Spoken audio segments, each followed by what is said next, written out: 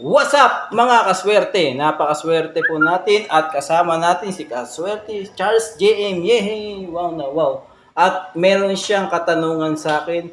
So, stay with me, stay focus. Mag-focus tayo sa tanong niya. Here we go. Ano yung, okay, post mo. Ano yung katanungan mo, brother? Ang kalalungan ko ay, alam mo ba kung paano pumalakpak gamit ang isang kamay? Ulit. Alam mo ba kung paano pumalakpak gamit ang isang kamay? Hindi, paano ba? Ganito lang yan.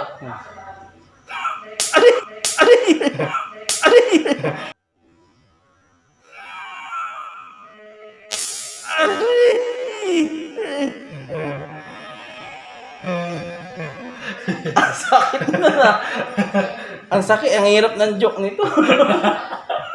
Hindi po to scripted mga kaswerte, halatang-halata nasaktan po. Hindi po yung scripted.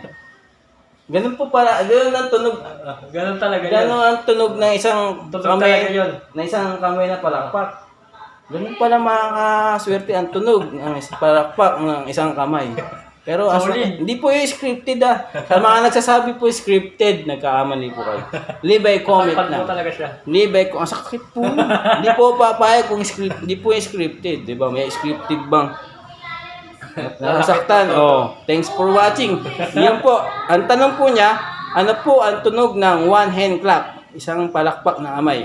Yan po ang tunog. Thanks for watching. This is your content creator, Mark Eliezer Gomez at si Charles JM. Love you all. Paalam po muna sa ngayon. Bye. Bye. Bye for now. Thanks be to God. To God be the glory. Bye-bye.